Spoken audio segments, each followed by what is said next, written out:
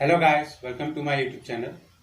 आज की इस वीडियो में हम बात करने वाले हैं कंपोजिशन ऑफ फंक्शंस के बारे में and also inverse of a function के बारे में। ठीक है, इससे पहले की जो हमारी वीडियोस थी उन वीडियोस में हमने आपको set theory, Cartesian product of sets, relation के बारे में और फंक्शन के काइंड्स और उसके बेसिक डेफिनेशन के बारे में आपको बता दिया है। ठीक है, तो आइए चलिए वीडियो स्टार्ट करते हैं।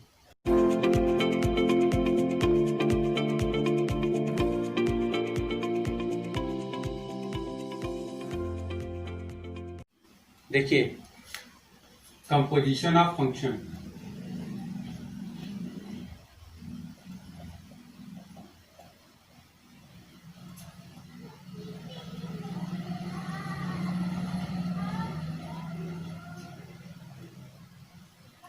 ठीक है, तो कंपोजिशन ऑफ फंक्शंस की अगर हम बात करें तो हम हमेशा तभी बात करते हैं जब हमारे पास एक से ज्यादा फंक्शन होते हैं। ठीक है, वे एक से ज्यादा में आपके पास दो भी हो सकते हैं, तीन भी हो सकते हैं। ठीक है, जब मोर देन वन फंक्शन की हम बात करते हैं तभी हम बात करते हैं कंपोजिशन ऑफ फंक्शंस के बारे में। तो हम मान लेते हैं कि हमारे पास कोई फंक्शन f है जो कि a से b में डिफाइन है एंड कोई एक फंक्शन g है जो कि b से c में डिफाइन है। अब हमारे पास होगा क्या, इसको मैपिंग के थ्रू समझ जाएगा। तो हमारे पास ये हो गया, ये हो गया और ये हो गया। ठीक है, तो अब हमारा ये सेट A मान लेते हैं, ये सेट B मान लेते हैं, सेट C मान लेते हैं। इस A से B में हमने एक मैपिंग डिफाइन करी है F, इस B से C में हमने एक मैपिंग डिफाइन करी है G। ठीक है, तो अब अगर हम X कोई भी आर्बिट्ररी एलिमेंट ले लेते हैं, ठीक है, सेट A में, उसकी हमें इमेज मिलेगी कहां पर, सेट B में, दैट इज fx। क्योंकि फंक्शन की डेफिनेशन यही बोलती है कि डोमेन की, ठीक है, डोमेन के हर एक एलिमेंट की हमें इमेज मिलनी चाहिए और यूनिक होनी चाहिए। अब उसके बाद ये यहां पर मिल गई। अब इस fx जो है हमारा इस फंक्शन g के लिए, ये सेट B एक तरीके से डोमेन है और इस डोमेन के हमें हर एक इमेज वहां पर मिलनी चाहिए। तो हम मान लेते हैं कि दैट इज, ये हो जाएगा g ऑफ एलिमेंट है fx। तो जब हम A से C में डायरेक्ट कंपोजिशन की बात करते हैं तो हम डिफाइन करते हैं g ऑफ x, जिसको कि हम g ऑफ fx भी लिखते हैं। रीजन यही है कि हमने जो एलिमेंट लिया है सेट A से x, उसका हमने इमेज डिफाइन किया है सीधा सीधा C में g ऑफ fx। ठीक है, इसलिए हम यहां पर बोलते हैं कि A से C में हमने डायरेक्ट मैपिंग डिफाइन कर दी है g ऑफ fx। अब सवाल ये आता है कि हम g ऑफ fx तो डिफाइन कर दी, क्या हमारे पास f ऑफ gx या हम कह ले fog x भी डिफाइन होगा? देखिए, fog x डिफाइन होने के लिए हमारे पास सबसे जो जरूरी कंडीशन है वो ये है कि इस f के अंदर में जो भी एलिमेंट्स आ रहे हैं, ठीक है, gx, वो है क्या, इस g सेट का रेंज है। ठीक है, इस g सेट का जो रेंज है, ठीक है, वो हमारा इस फंक्शन f के डोमेन में लाई करना चाहिए, क्योंकि फंक्शन f ऑफ दिस, और ये कहां बिलोंग कर रहा है, बेसिकली डोमेन में। तो अब अगर हमारे पास ऐसा होता है कि हमारे पास रेंज ऑफ g जो है वो सेट या फंक्शन f के डोमेन का सबसेट है, ठीक है, सेट A बोल दीजिए या डोमेन ऑफ फंक्शन f। तो अगर हमारे पास range of function g is a subset of domain of function f, अगर ऐसा कंडीशन फॉलो होता है तभी हम कहेंगे कि हमारा f ऑफ gx या fog x डिफाइन है। ठीक है, तो इसके लिए हम क्या क्या करेंगे, if and only if range of g is a subset of domain of f, तभी हमारा ये जो है वो डिफाइन होगा। अदरवाइज ये हमारा डिफाइन नहीं होगा, क्योंकि कोई भी एक ऐसा एलिमेंट हमें मिल जाएगा gx इसमें रेंज में, क्योंकि अगर इस फंक्शन f के डोमेन में लाई नहीं कर रहा है तो उसकी हमारे पास इमेज ही नहीं डिफाइन होगी। और अगर इमेज डिफाइन नहीं होगी डोमेन की किसी भी एलिमेंट की, तो फंक्शन का जो दूसरा नेसेसरी कंडीशन है वो वायलेट हो जाएगा कि डोमेन के हर एक एलिमेंट की हमें इमेज मिलनी चाहिए। ठीक है, अब हम बात कर लेते हैं कंपोजिशन ऑफ फंक्शंस पर बेस्ड कुछ प्रॉपर्टीज के बारे में।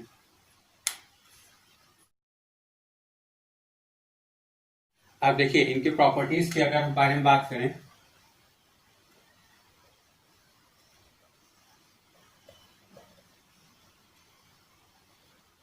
तो सबसे पहला हमारे पास प्रॉपर्टी, बेसिकली हम बताएं तो इसको अलजेब्रा में ही काउंट करते हैं। ठीक है, लेकिन हम इसको जनरली प्रॉपर्टी से रिप्रेजेंट करते हैं। तो हमारे पास ये जो है पहला इसमें आता है कम्यूटेटिविटी।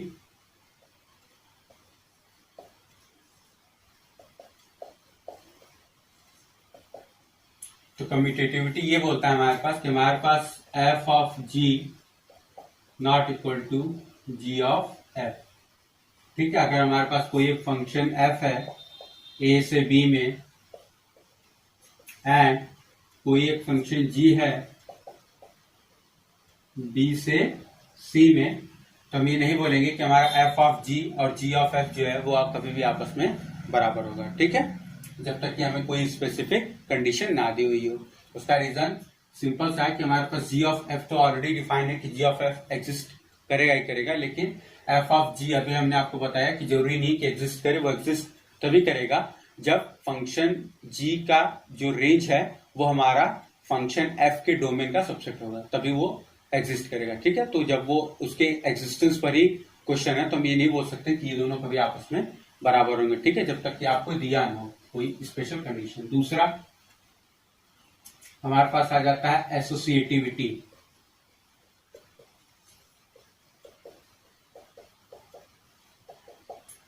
एसोसिएटिविटी में क्या होता है, बेसिकली हम तीन फंक्शंस यूज करते हैं। तो तीन फंक्शंस मान लेते हैं कि एफ है हमारा ए से बी में, जी है हमारा बी से सी में, एच है हमारा सी से टी में। ठीक है, ये तीन हमारे पास हो गए फंक्शन और हमारे पास चार के सेट्स हो गए ए बी सी डी। ठीक है, इस तरीके से हमारे पास ये तीन फंक्शंस हैं। अब हम इनके एसोसिएटिविटी की जब हम बात करेंगे तो हम कहते हैं f operation g operation h is equal to f operation g operation h. ठीक है, हम यही बोलना चाहते हैं कि यही चीज हमारे पास बराबर हो जाएगी। तो हमें कोई एलिमेंट मान लेते हैं, let x belongs to a। ठीक है, be any arbitrary element.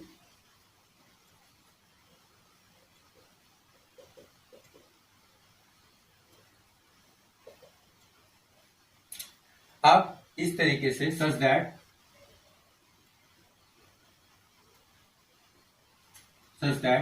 h of x is equal to y and g of y is equal to z for all y belongs to b and z belongs to c। अब हमने ऐसा क्यों लिखा हुआ है, देखिए यहां पर। अब आप बात समझिए इसका।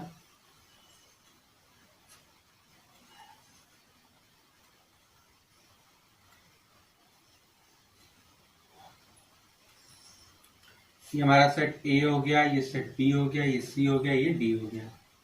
हमने यहां से एक मैपिंग डिफाइन करी, यहां से एक मैपिंग डिफाइन करी, यहां से एक मैपिंग डिफाइन करी। ए और बी के बीच में एफ, बी और सी के बीच में जी, सी और डी के बीच में एच।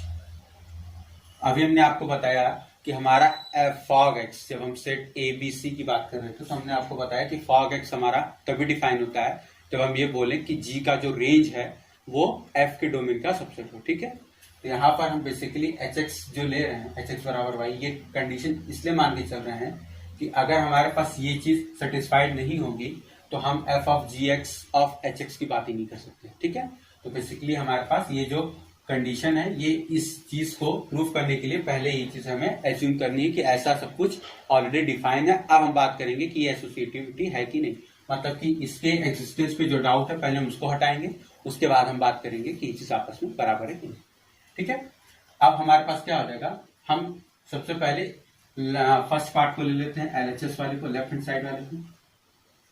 तो लेफ्ट में हमारा ये है एफ ऑफ जी एक्स, तो हम एक ऑपरेशन ले लेते हैं, f of g operation x. इसको हम देख लेते हैं, तो ये हमारे पास बराबर क्या हो जाएगा, this implies that f operation g of h x, ये हो जाएगा एच एक्स की वैल्यू हमारे पास कितनी है, वाई, तो हमारे पास हो जाएगा f operation g of y, और जी ऑफ वाई हमारा कहाँ डिफाइन है, जेड, तो that is equal to f of z. इसको हम 1 मान लेते हैं। अब उसके बाद हम या स्टार मान लेते हैं। अब उसके बाद हम सेकंड पार्ट लेते हैं RHS को। अब RHS को लेंगे तो हम चीज पहले ही डिफाइन करेंगे, तो हमारे पास हो जाएगा f of operation g HX। ठीक है, अब ये HX की वैल्यू है कितनी हमारे पास, दिस इंप्लाइज दैट ये हो जाएगा f of g operation HX की वैल्यू y है। अब ये हमारे पास हो जाएगा, this implies that f of g of y, g of y हमारा डिफाइन है z में, तो that is equal to f of z। इसको हम डबल स्टार मान लेते हैं। अब आपको यहाँ से दिख रहा है कि हमारा जो स्टार है वो भी एफ जेड आ रहा है, जो और ये डबल स्टार है ये भी हमारा एफ जेड आ रहा है। दैट मीन्स कि एफ ऑपरेशन ब्रैकेट में जी ऑपरेशन एच बराबर है एफ ऑपरेशन ब्रैकेट में, मतलब एफ ऑपरेशन जी ब्रैकेट में और उसका ऑपरेशन एच। ठीक है, मतलब ये एसोसिएटिविटी को होल्ड करता है। अब कुछ प्रॉपर्टीज और बची हुई है, हम उनको भी देख लेते हैं।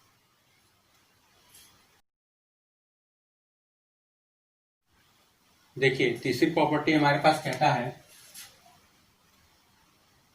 कि if F and G are bijective mappings,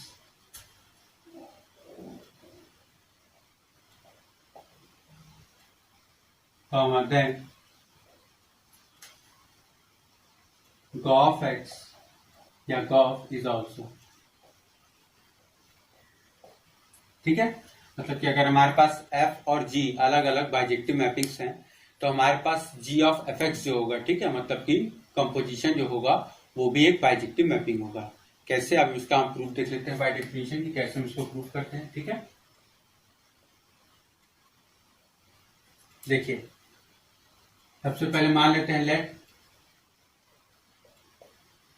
और इसको हम पहले फंक्शन डिफाइन कर लेते हैं। तो f मान लेते हैं कि a से b में है एंड g जो है हमारा वो b से c में है। अब हम मान लेते हैं let x belongs to a।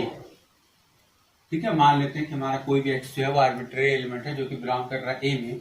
Then अब देखिए, हमें जब भी फंक्शन को बाइजेक्टिव प्रूफ करना होता है तो हम क्या प्रूफ करते हैं कि फंक्शन हमारा 1 है, और दूसरा हम प्रूफ करते हैं कि फंक्शन हमारा ऑन टू है। ठीक है, तो पहले हम 1 प्रूफ करेंगे।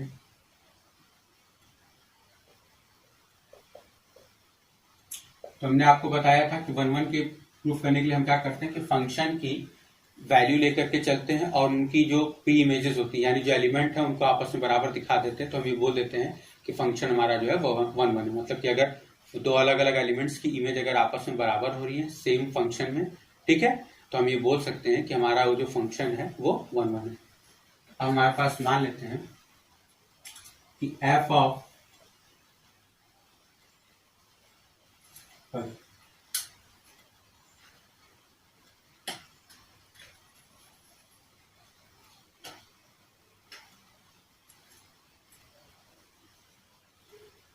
g of x1 is equal to g of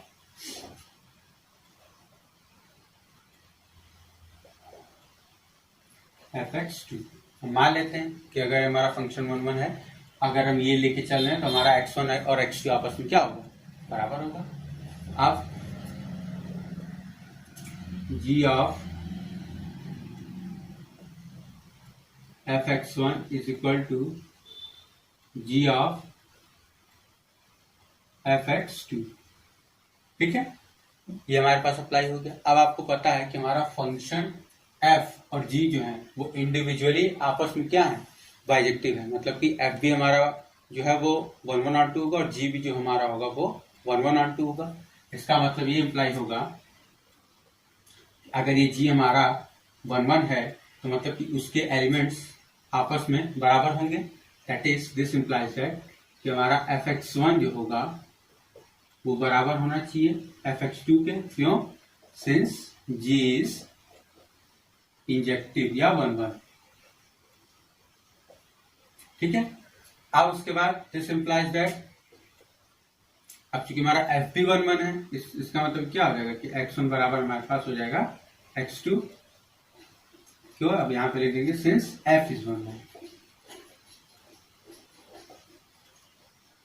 अब चूंकि ये दोनों हमारे पास हम लेके थे चले g ऑफ f x1 और g ऑफ f x2, ये दोनों लेके थे चले कि बराबर, और हमारा एलिमेंट्स भी इनके आपस में बराबर मिल गए। इसका मतलब कि ये फंक्शन क्या हो गया, 1 1 हो गया। दिस इंप्लाइज दैट कि g of f is 1 1।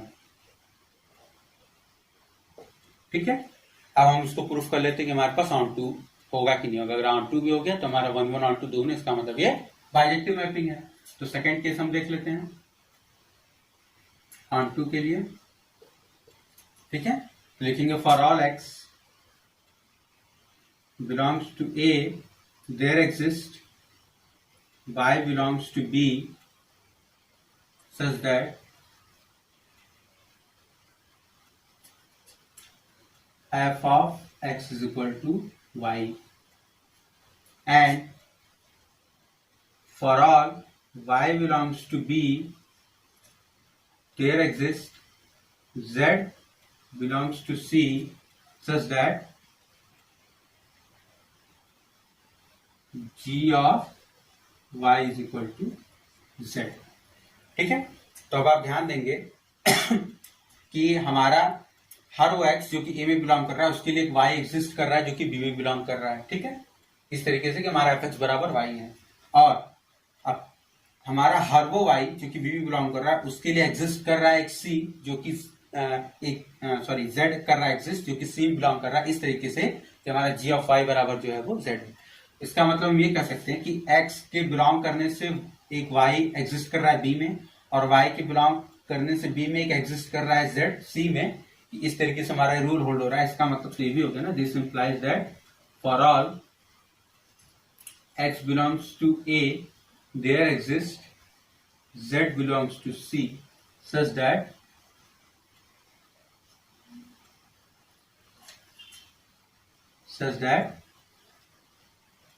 g of fx is defined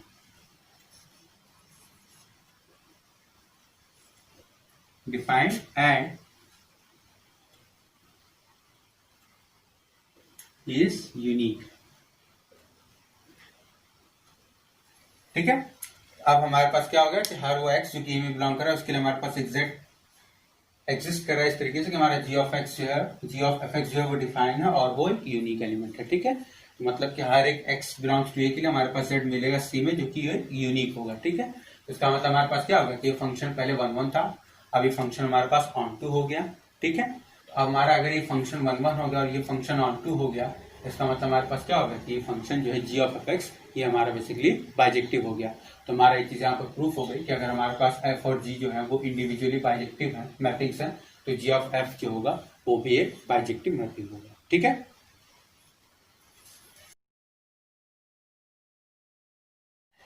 अब देखिए हमारे पास लास्ट एक छोटी सी प्रॉपर्टी और उसको भी हम देख लेते हैं, फिर उसके बाद हम आगे बढ़ते हैं।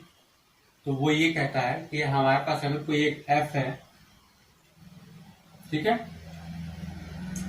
जो कि a से b में डिफाइन है, एंड हमारे पास एक आइडेंटिटी मैपिंग है a से a में, एंड हमारे पास आइडेंटिटी मैपिंग b है सेट b से b में। ठीक है, आइडेंटिटी मैपिंग जनरली क्या होता है, सेम सेट में डिफाइन होता है। हमारे पास क्या हो जाएगा, दिस इंप्लाइज दैट ये कहता है कि हमारे पास f of identity of a is equal to f of identity of b is equal to f। ठीक है, इस तरीके से हम मान लेते हैं कि हमारे पास let x belongs to a कोई एक आर्बिट्ररी एलिमेंट है, तो इसका मतलब हमारे पास क्या हो जाएगा कि i of a x is equal to x हो जाएगा। अब हम बात कर लेते हैं f ऑपरेशन i x, हमारे पास हो जाएगा ये चीज f ऑफ i ax, हमारे पास i x की वैल्यू क्या है, x है, f of x is equal to f। ठीक है, ये चीज हमारे पास डिफाइन हो गया। अब उसके बाद सिमिलरली हम इसी तरीके से f ऑपरेशन i बी लेकर के चले तो अगेन हमारे पास क्या होगा, मान लेते हैं कि let y belongs to B और हमारे पास I B of y is equal to y है. f operation I of b y is equal to f operation I b of y, that is f of y is equal to f. ठीक है, तो basically हमारे पास ये composition के properties पर base हमारे पास last एक प्रॉपर्टी थी जो कि जनरली आपको पूछी जाती है एग्जाम्स में. अब उसके बाद अब हम यहाँ से बात कर लेते हैं एक न्यू टॉपिक की जो कि होता है inverse of an element. Inverse of an element और उसी के करस्पॉन्डिंग हम बात करेंगे इनवर्स फंक्शन की.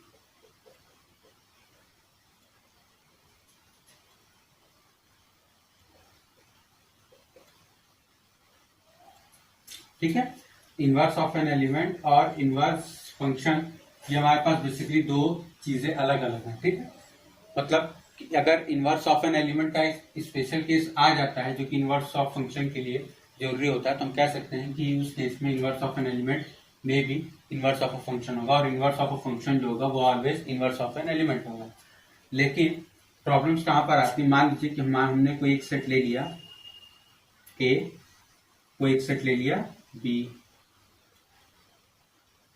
अब इसमें हमने A1, A2, A3, A4, A5 दिखा दिया. अब उसके बाद यहाँ पर हमने B1, B2, B3 ये दिखा दिया. ठीक है, तो हमने A1 की इमेज B1 ले ली, A2 की इमेज B3 ले ली, A3 की भी B3 ले ली, A4 और A5 की हमने B2 ले ली. ठीक है, क्योंकि फंक्शन की प्रॉपर्टी ये है कि मोर देन वन एलिमेंट की सेम इमेज मिल सकती है लेकिन एक एलिमेंट की दो इमेज नहीं मिल सकती है. अब इनवर्स ऑफ एन एलिमेंट की हम बात करते हैं तो हम हमेशा रेंज सेट में जाते हैं. ठीक है, रेंज सेट में. तो रेंज सेट में जब हम बात करेंगे तो इस बी का इनवर्स का मतलब होता है बी की प्री इमेज, मतलब कि बी किसकी इमेज है. इस बी की जो प्री इमेज है वो हमारे पास A1 है, तो इसका जो रिप्रेजेंटेशन होता है हमारे पास वो होता है एफ इनवर्स. और हम एफ इनवर्स बी की जो वैल्यू लिखते हैं B1 वो लिखेंगे हम A1. ठीक है, तो यहां पर तो हमारे पास एक है, हमने लिख लिया. लेकिन अब हमारे पास क्या होगा कि हमारे पास एफ इनवर्स B2 जो होगा वो एक एलिमेंट नहीं होगा. एफ इनवर्स B2 के हमारे पास दो वैल्यू दैट इज A4 और A5. हमारे पास एफ इनवर्स B3 की दो वैल्यूज हैं A2 और A3.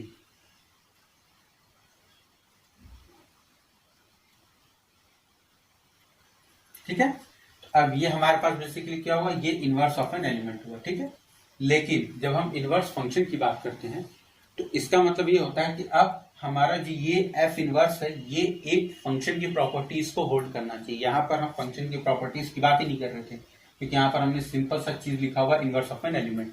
ठीक है, लेकिन इनवर्स फंक्शन की जब हम बात करते हैं तो हम बात करते हैं उस प्रॉपर्टी की जो कि एक फंक्शन को होल्ड करनी चाहिए. मैंने आपको पहले ही बताया था कि फंक्शन के लिए दो नेसेसरी कंडीशन होती है. पहला क्या कि हमारे फंक्शन का जो भी डोमेन है उसके सारे एलिमेंट्स की हमें इमेज मिलनी चाहिए, पहली कंडीशन.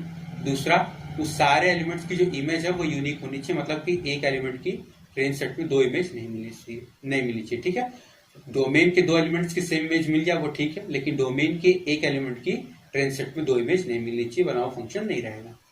तो अब अगर हम इसके इनवर्स की बात करें जो कि इसमें से इसमें डिफाइन है. ठीक है, अब हम मान लेते हैं यहाँ पर यही सेम चीज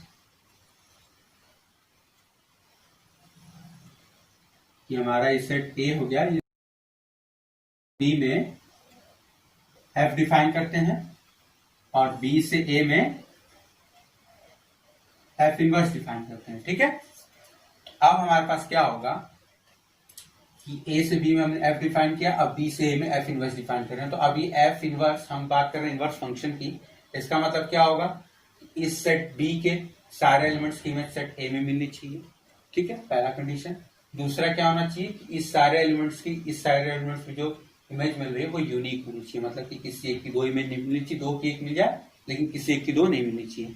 अब हमारा f जो फंक्शन था वो भी ऑलरेडी एक फंक्शन है, तो इसका मतलब तो ये फिक्स हो गया कि इसके किसी भी एक एलिमेंट की 2 इमेज नहीं मिलेगी।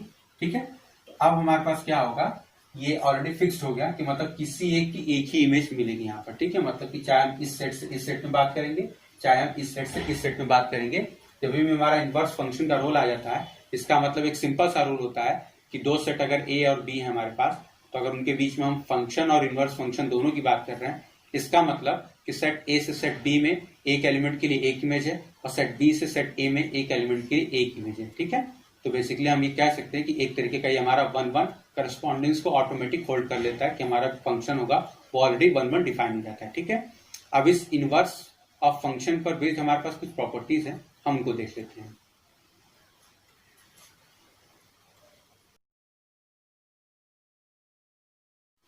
अब देखिए हमारे पास कुछ प्रॉपर्टीज हैं इनवर्स ऑफ फंक्शन पे बेस्ड, उसको हम देख लेते हैं। तो सबसे पहले हमारे पास क्या होता है कि inverse of a function, inverse of a function is unique. ठीक है, मतलब कि कोई भी अगर हमारे पास फंक्शन एफ है तो उसका अगर कोई इनवर्स एक फंक्शन एग्जिस्ट करता है तो वो हमारे पास यूनिक होगा। उसका हम सिंपल सा प्रूफ देख लेते हैं यहाँ पर कि देखिए मान लेते हैं कि लेट हमारे पास कोई एक एफ है ए से बी में, एंड उसी के करस्पॉन्डिंग अब हम 2 फंक्शन मान लेते हैं जी और एच, जो कि बी से ए में होंगे यानी एफ के इनवर्स। अगर वो आपस में बराबर आ गए तो हम ये कह सकते हैं कि हमारा फंक्शन जो होगा उसका इनवर्स यूनिक होगा। हम जी डिफाइन कर लेते हैं बी से सी में, सॉरी ए में,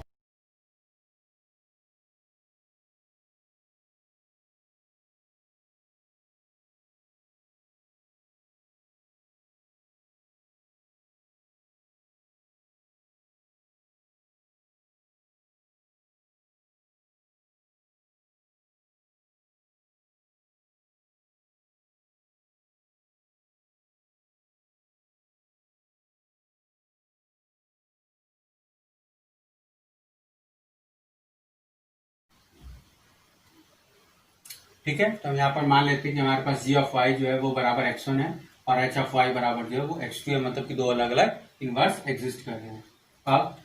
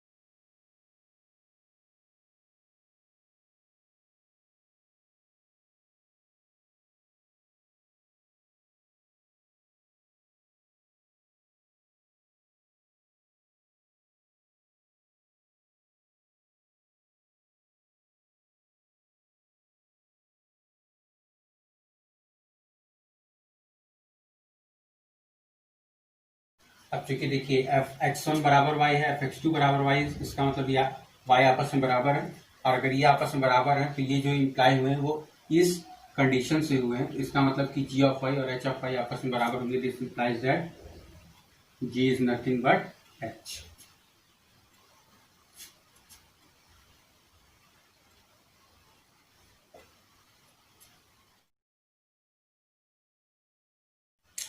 अब देखिए सेकेंड प्रॉपर्टी हम देख लेते हैं, वो ये कहता है कि अगर हमारे पास कोई एक फंक्शन है बाइजेक्टिव, ठीक है, अगर हमारा कोई फंक्शन है वो बाइजेक्शन है ए से बी में, उसका जो इन्वर्स होगा वो भी एक बाइजेक्टिव मैपिंग होगा बी से ए में। ठीक है, तो इसका प्रूफ देख लेते हैं।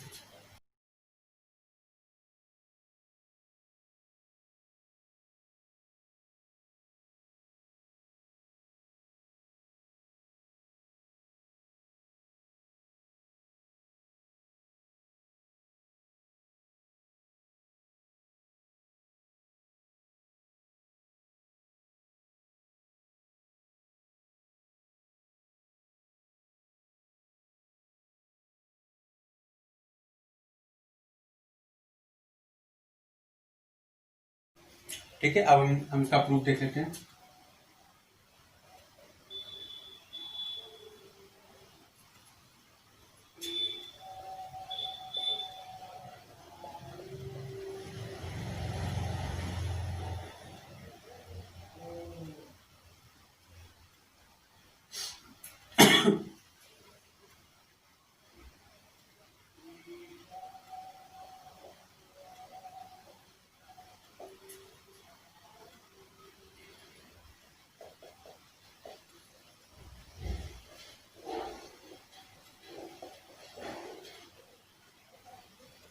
ठीक है, तो हम मान लेते हैं कि y1 y2 हमारे पास भी बिलोंग करा इस तरीके से कि हमारा g ऑफ y1 जो है वो बराबर है x1 के और g ऑफ y2 जो है वो बराबर है x2 के। अब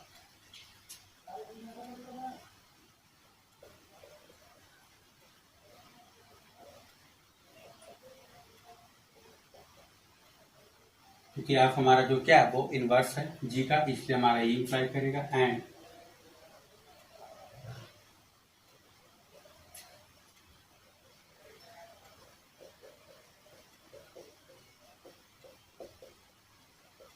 ठीक है, ये भी इम्प्लाई करेगा हमारे पास, ये दोनों कंडीशन आएंगी।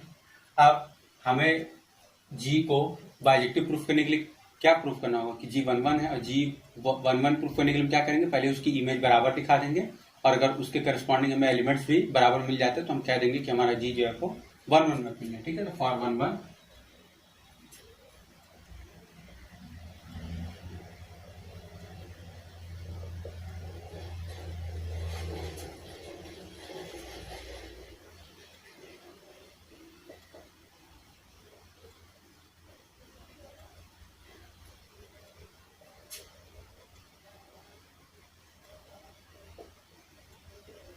ठीक है, क्योंकि जी ऑफ y1 बराबर हमारे पास क्या x1 है और जी ऑफ y2 बराबर हमारे पास x2 है, तो अगर जी y1 बराबर जी y2 है इसका मतलब x1 बराबर x2 है।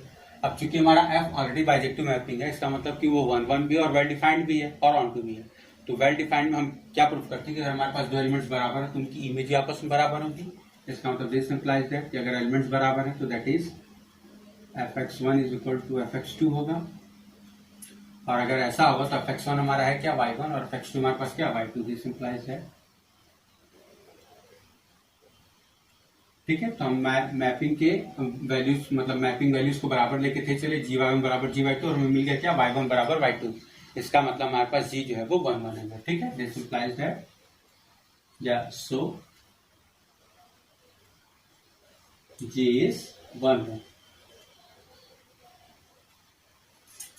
अब सेकंड लेके चलते हैं ऑन टू का केस। तो देखिए ऑन टू का केस आप लोग को एक्सप्लेन कर देते हैं, आप लोग को ज्यादा क्लियरली समझ में आ जाएगा कि जब भी हम बात कर रहे हैं इनवर्स ऑफ अ फंक्शन की, ठीक है, ए से बी में और बी से ए में, और आपको ये दिख ही गया यहाँ पर कि हमारा जो फंक्शन जी है एफ का इनवर्स ऑलरेडी 1 है, तो आपको पता है कि हर वो एलिमेंट जो कि बी में लाई करेगा उसकी कोई ना कोई एक प्री इमेज श्योर है कि हमारा ए में लाई करेगी, क्योंकि ए हम एफ जो है हमारा ए से बी में वो ऑलरेडी बाइजेक्टिव मैपिंग है, यानी 1 और ऑन टू, मतलब कि ए के सारे एलिमेंट्स जो हैं उनकी सभी की इमेज बी में मिल रही है और यूनिक मिल रही है। ठीक है, क्योंकि 1 और ऑन टू दोनों है। तो हमारे पास जब हम बी से ए में बात करेंगे तो अगेन हमारे पास चूंकि जी 1 ऑलरेडी प्रूफ हो चुका है, मतलब कि जी के हर एक एलिमेंट की पहली बात तो इमेज मिलेगी क्योंकि हमारा जी एक फंक्शन है, दूसरा चूंकि 1 है इसलिए यूनिक मिलेगी। तो अगर यूनिक मिल रही है और सारे एलिमेंट्स की इमेज मिल रही है, इसका मतलब जाहिर सी बात है कि जी बी जो होगा वो आपका ऑन टू होगा, मतलब कि जी के सभी एलिमेंट्स की इमेज आपको सेट ए में मिल जाएगी। तो अब जी ऑन टू हो गया और जी आपने ऑलरेडी 1 प्रूफ कर दिया, इसका मतलब हमारे पास जी जो है वो एक बाइजेक्टिव मैपिंग हो जाएगा। ठीक है,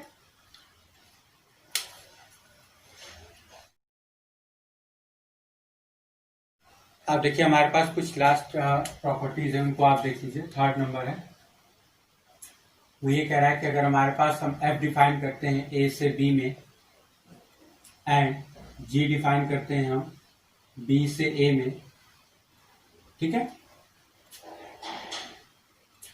तो हमारे पास ये प्रॉपर्टी ये कहती है कि हमारे पास एफ ऑफ जी जो होता है वो बराबर होता है आई बी के, एंड हमारे पास जी ऑफ एफ जो होता है वो बराबर होता है आई ऑफ ए। ठीक है, मतलब कि अगर एफ और जी एक दूसरे के इनवर्स हैं तो हमेशा कंपोजिशन जब हम दो इनवर्स के बीच में लगाते हैं तो हमेशा आइडेंटिटी एक तरीके का मैपिंग देता है। तो एफ ऑफ जी बराबर आई बी और जी ऑफ एफ बराबर हमारे पास आई ए मिल जाता है। ठीक है। उसके बाद हमारे पास फोर्थ प्रॉपर्टी जो है वो मैंने आपको रिलेशन के केस में बताई थी, वो ये थी कि हम अगर एफ ऑफ जी का इनवर्स लेते हैं तो हमारे पास हो जाता है जी इनवर्स ऑपरेशन एफ इनवर्स। ठीक है, ये हमने आपको ऑलरेडी बताया हुआ है। उसके बाद हमारे पास फिफ्थ प्रॉपर्टी आ जाती है, वो ये कहती है कि अगर हमारे पास एफ ऑफ जी, ठीक है, ये बराबर अगर हमारे पास आई बी है एंड जी ऑफ एफ जो है वो हमारे पास अगर आई ए है, तो ये इम्प्लाई करता है कि हमारे पास एफ एंड जी आर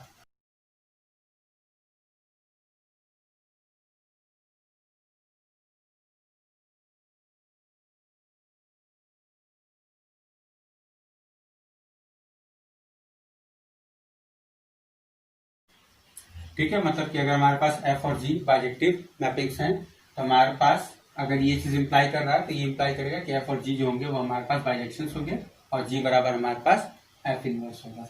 ठीक है, तो ये बेसिकली हमारे पास 5 इंपॉर्टेंट प्रॉपर्टीज है जिन पर बेस्ड आपके पास जनरली क्वेश्चंस आते हैं कॉम्पिटिटिव एग्जाम में। ठीक है,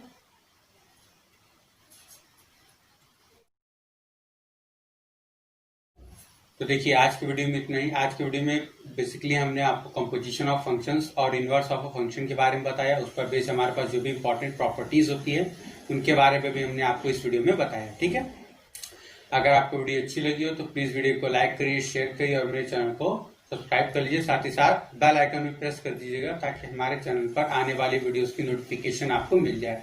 तो मिलते हैं नेक्स्ट वीडियो में, तब तक के लिए थैंक यू।